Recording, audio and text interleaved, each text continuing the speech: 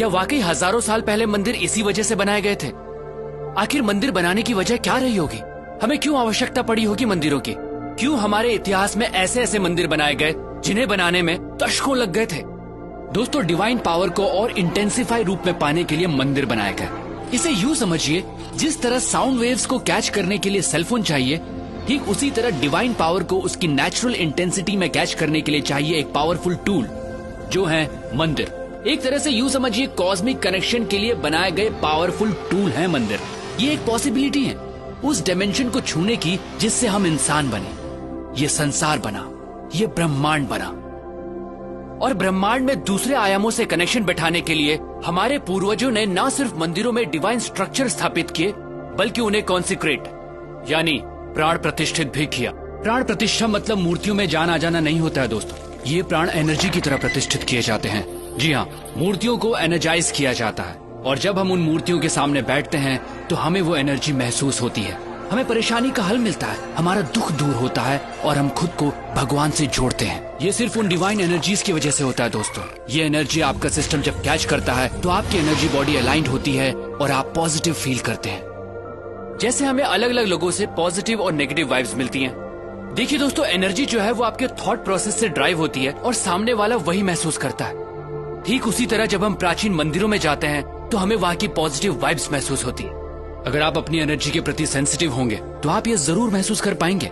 कई मंदिरों की एनर्जी ऐसी होती है कि आप अपने आंसू नहीं रोक पाते, आप इमोशनल हो जाते हैं। हो सकता है आप गिल्ट महसूस करें उस काम के लिए जो आपको गलत लगता है। ऐसी जगह आपको मेल्ट करती हैं, आपको लाइट करती हैं, आपको हल्कापन महसूस कराती हैं। दोस्तों, प्राचीन मंदिर ऐसे एनर्जी सेंटर्स थे जो इंसान की डीप ट्रांसफॉर्मेशन के लिए बनाए गए थे। तभी तो मंदिरों में जाने से पहले नहाया जाता था ताकि आपकी बॉडी उस एनर्जी के लिए और रिसेप्टिव बने। मंदिर कॉस्मोस के साथ अपना कनेक्शन बैठाने की जगह के तौर पर बने थे, जहां आंख बंद करके ब्रह्मांड के आयामों से जुड़ा जाता था। तभी तो आज भी जब हम मंदिर जाते हैं तो कुछ देर आंख बंद करके जरूर बैठते हैं। आप इस दुनिया में कब आए, कब जाएंगे, क्या खाते हैं, क्या कमाते हैं, इससे कोई फर्क नहीं पड़ता। आपको जीवन में कभी न कभी सोर्स ऑफ क्रिएशन से जुड़ने की जरूरत जरूर महसूस होगी। आप उस एनर्जी को महसूस करना चाहेंगे जिससे आप बने हैं। मंदिर उस मार्ग का द्वार है। हम ये नहीं कहते कि सिर्फ मंदिर जाकर ये संभव है दोस्तों। अगर आपके घर में मंदिर जैसा एनवायरमेंट है, कॉन्सिक्रेटेड मूर्ति है, तो आप कॉस्मोस के साथ अपने कनेक्शन को और स्ट्रॉन्ग कर सकते हैं। हमें जितना हो सके इस एनर्जी के पास रहना चाहिए, प्राण प्रतिष्ठित स्थानों पर जाना चाहिए।